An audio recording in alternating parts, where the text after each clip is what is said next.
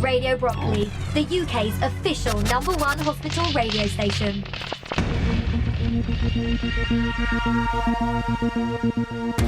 Hello and welcome to Brockley News, Radio Brockley's weekly show with news, interviews and information, including updates on all you need to know about what's happening in and around the hospital. I'm Alan Joyce, and my guest on today's show is Sarah Wright, who is the head of fundraising at the SCAT Bone Cancer Trust charity, one of the charities based here in the grounds of the RNOH. She'll be telling us all about the amazing work they do and about some of the fundraisers they have planned for 2017. So that's coming up between now and 8:30. And then later on, it's your chance to win some super Radio Brockley goodies without leaving your bed on Bedside Bingo with David Rauch. And then at 8 tonight, all your choice of tunes on the Sunday Request Show with Keith Reeve. So stay tuned to London's longest running hospital radio station, celebrating 50 years of broadcasting and currently the UK's official #1 hospital radio station. It is Radio Brockley.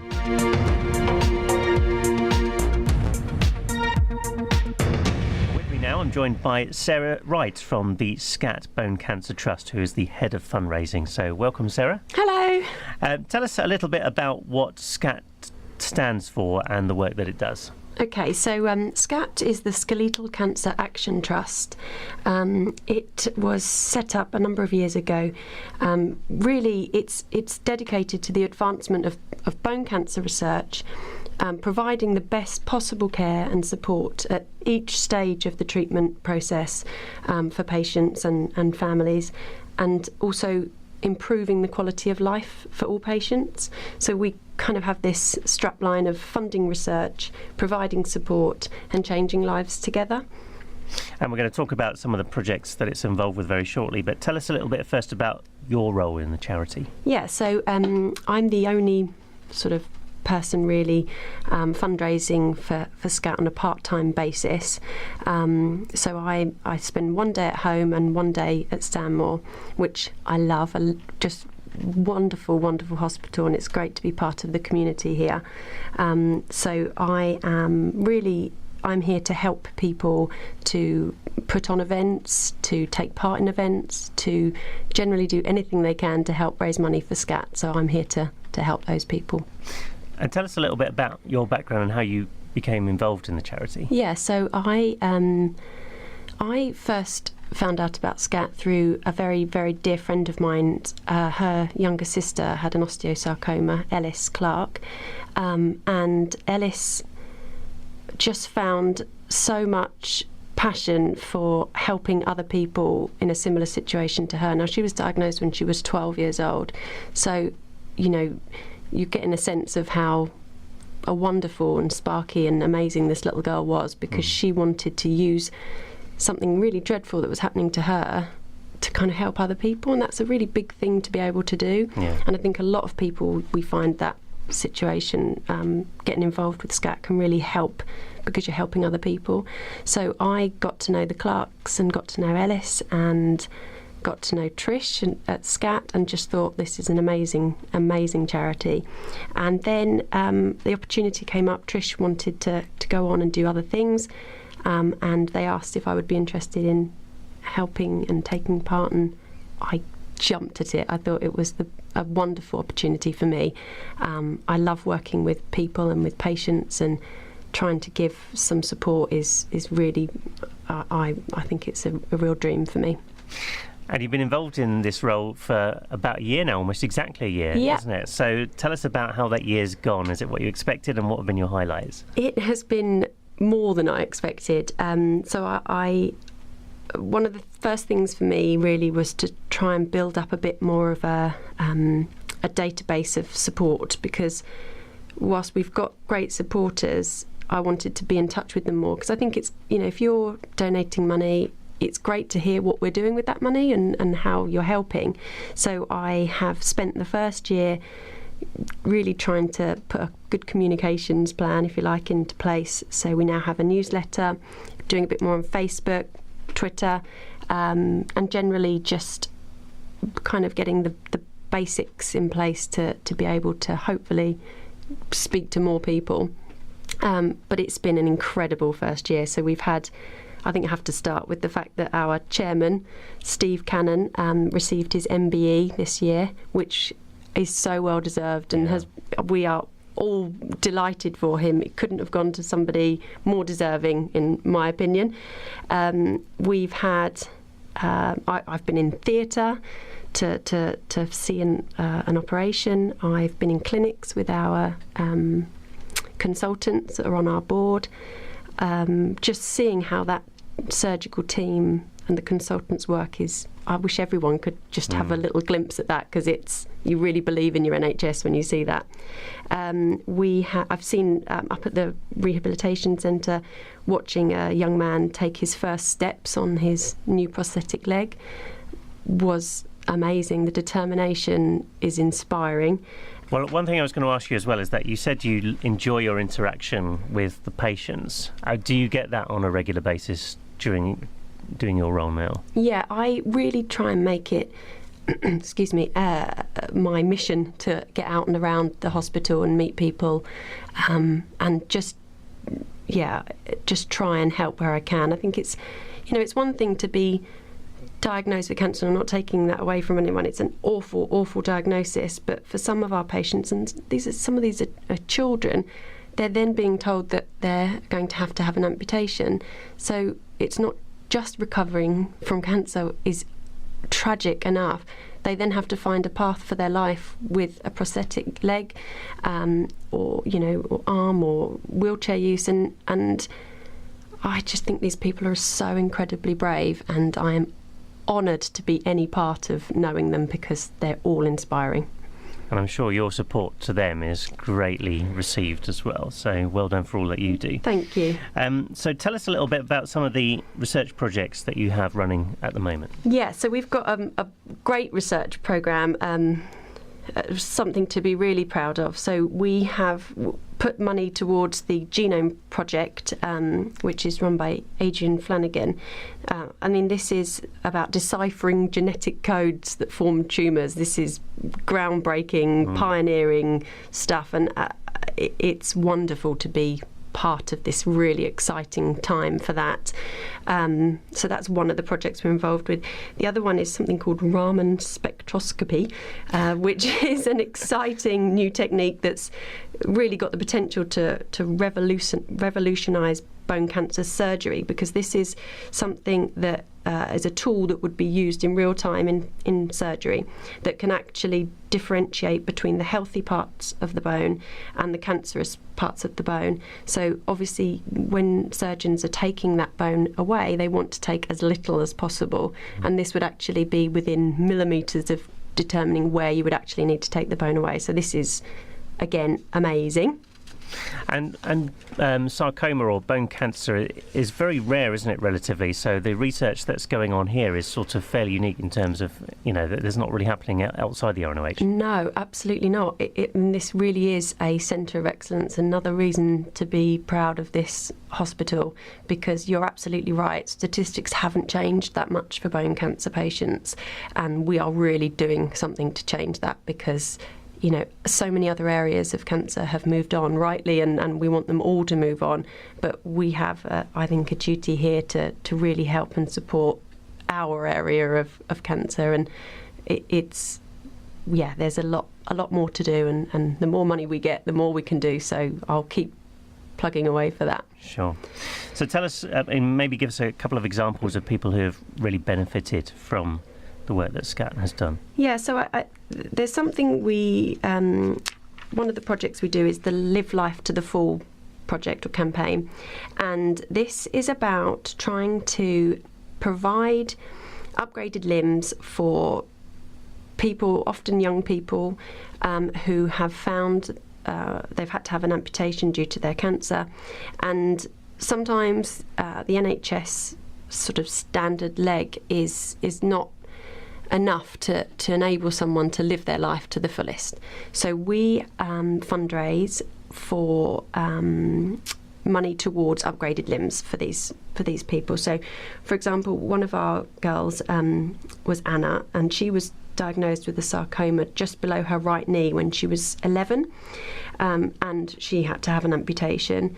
And through the Live Life to the Full project, SCAT was able to fund a high-performance prosthesis that's enabled her to live her life as full as any abled two-legged person, and she's studying medicine. She's going to go on and do wonderful things, and that's a really demanding job. As you're on your feet all day, and being able to have this kind of prosthesis means that she can actually do that.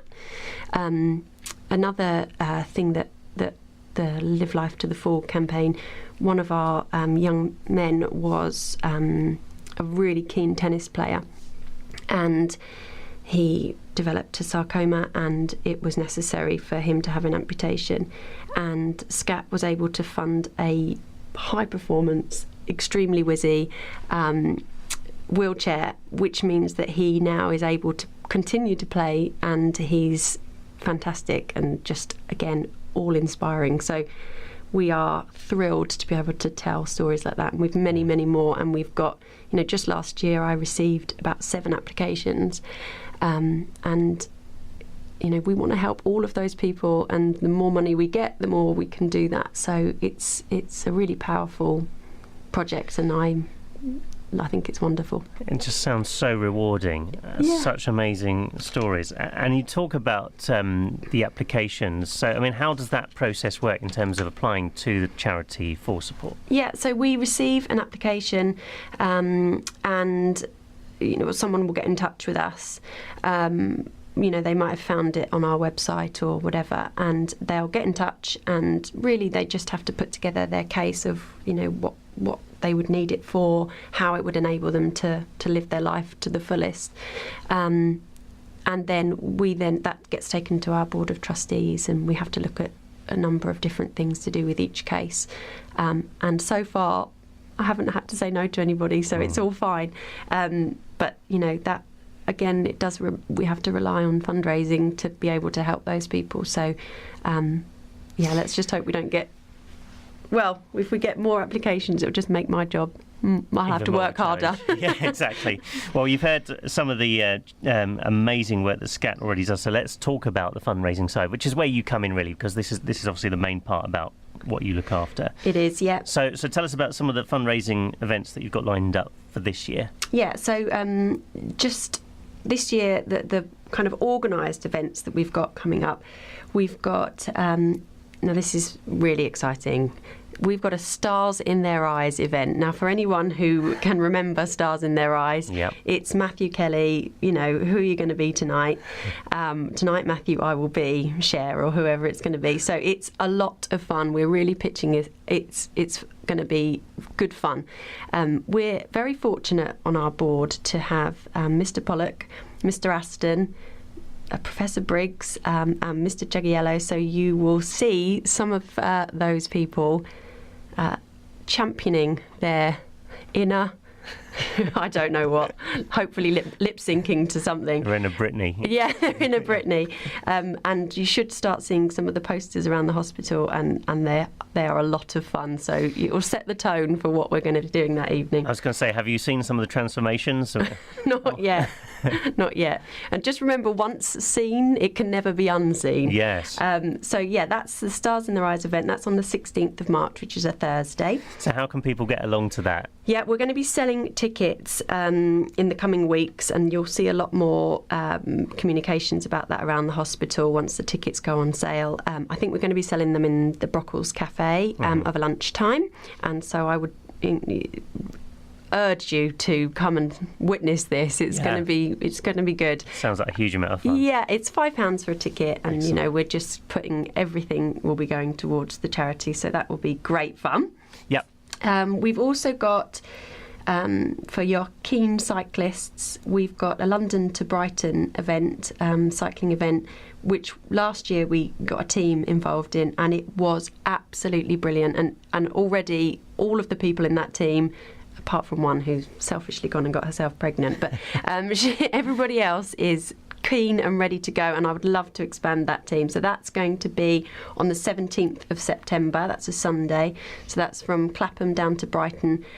It's a fantastic cycle. I mean, amazing. So there's a history of cycling, isn't Yes. there, within SCAT charity? Because one thing we've been involved with previously is the Ellis Harriet Clark. You mentioned Ellis earlier on, and the cycle rides that you used to do around Hertford. I mean, that was an amazing event, wasn't it? And it had such good feedback from everyone. That, I think, was the highlight could only be the highlight of your career of fundraising, because that was a group of us from school, led by Ellis's sister, putting on a 50-mile cycle race around Hertfordshire, and it was so well organised. We had the amount of volunteers that came out to stand on marshal points, pointing the direction for people to go.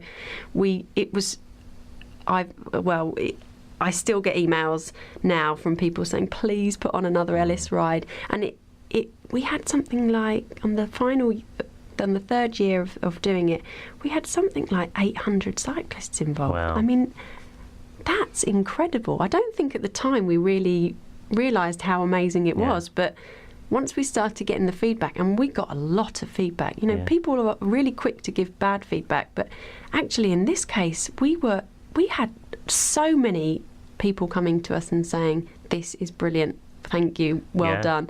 And I'm really proud of it. We spoke to a lot of professional cyclists who did the event, and they said it was the best organised cycling event that they'd ever been to. Wow. And that's quite a compliment, isn't it? You've never compliment. organised something like this before, and to come up with something like that. Yes. And the atmosphere was absolutely amazing. In fact, you can still hear the highlights on Radio Brockley's YouTube channel, so do take a listen. It's quite amazing. Yeah, and we said it was the last one.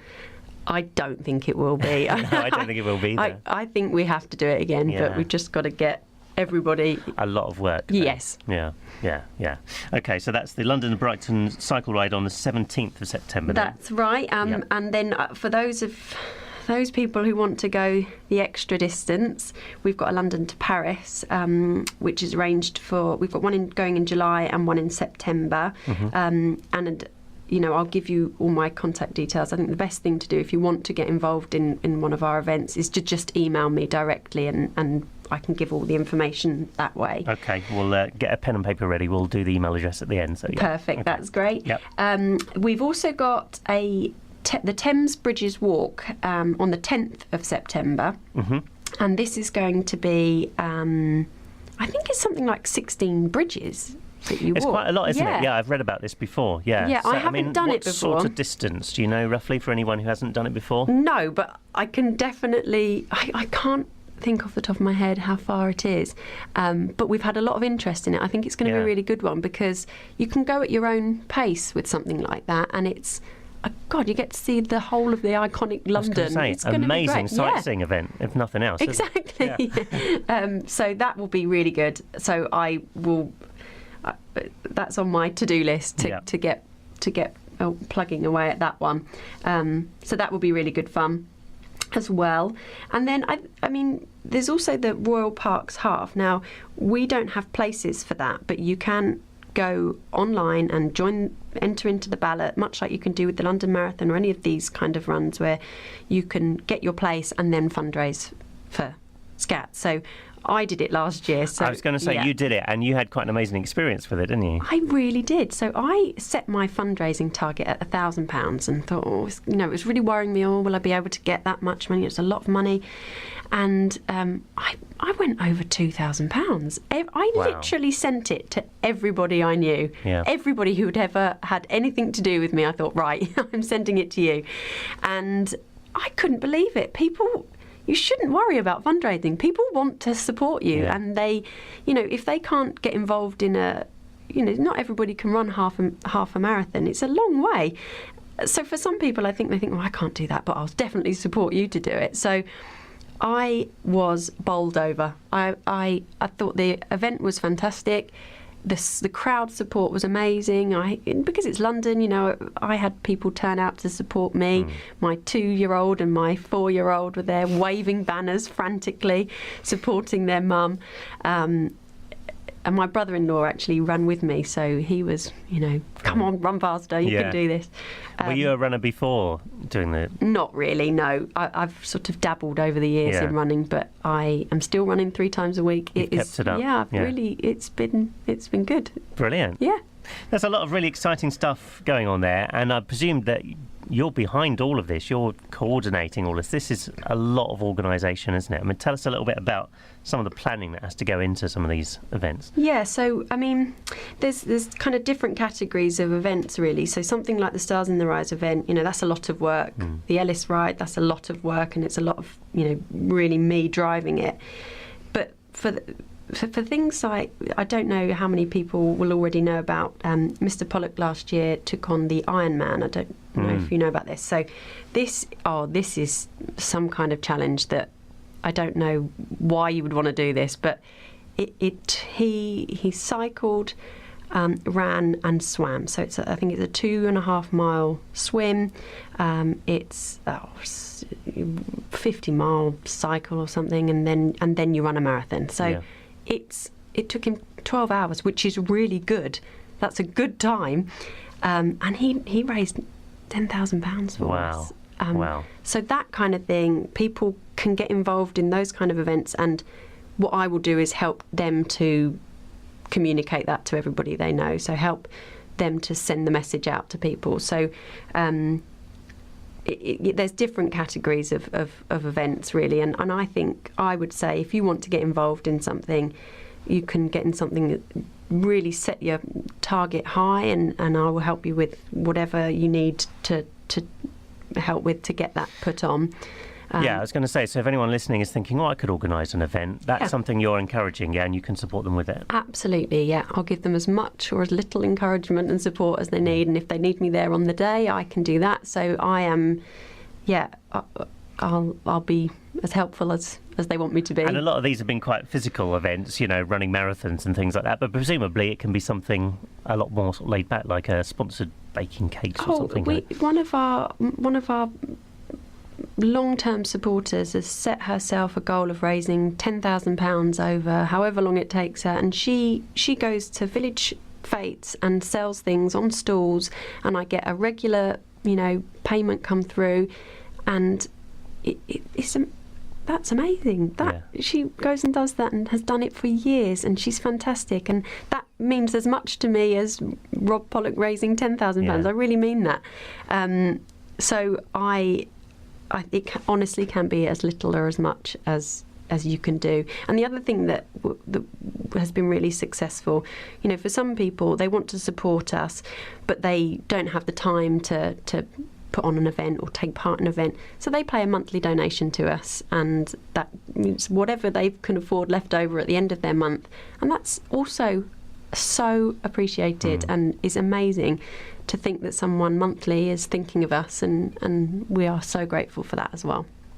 And for anyone else listening who wants to help, presumably there's a lot of ways you can get in contact via the website, is there? Yeah, is that a good way of doing it? You can go onto the website and just click through on the Contact Us page. That email will come straight through to me, or you can just email me. So if you've got your pen ready, it's SCAT, so that's SCAT at rnoh.nhs.uk. I'll say that again. So it's SCAT at rnoh.nhs.uk. And that goes straight through to you, It does, yeah. And I have I'm very sad, have my emails on my phone, so I check them every day. It's got to be done these days, It has. So, yeah, that's the best. I'd say that's the best way of getting in touch with me. And do you have a figure in mind, a sort of target figure for this year that you're looking to raise? Can I say as much as humanly possible? That's a good amount, yeah. No, I think with what we want to do and the programme of events that we have on at the moment, we want to raise about 200,000 a year. And if we can raise more than that, we would be doing even more, which is only a good thing, right? Yeah. I mean, I'm so proud of what we do. I can genuinely sit here and say this is a fantastic charity. And, we don't have massive overheads. We don't, very fortunately don't have to pay for office space and things like that. So everything we get goes into putting something back and making people's lives that bit easier. Well, that sounds absolutely fantastic. And I know you said at the start that you talked about some inspirational people that you've helped. during the course of the time. But can I just say that the work that you and the rest of the charity is doing is inspirational as well. Thank and well you. done to you all for doing so much Thank you. great work. So just to recap on the website address, if anyone wants to check out more details on the website. It's scatbonecancertrust.org. Okay, so that's scatbonecancertrust.org, and the email address again is scat@rnoh.nhs.uk. Thanks so much for coming back and seeing us, Sarah. Hopefully we'll get you back into the studio again very, very soon. Thank you. We're going to get you to choose a song to play out on. What would you like to hear? So I've already mentioned Ellis, and we unfortunately devastatingly lost her just after her 16th birthday. And in the time that she was with us, we did everything we could to make her short life as exciting, as fun as possible. We had a 16th birthday party, and we threw everything into this 16th birthday party for her. She was amazing on the night, but very, very unwell at the time, and died very shortly after her birthday. The one song that got everybody in that room, including her, up and jumping around was Don't Stop Me Now by Queen, and whenever I hear it, it brings a beaming smile to my face. So that, please. That's a brilliant choice. Sarah, thank you very much. Thank you. Tonight I'm gonna have myself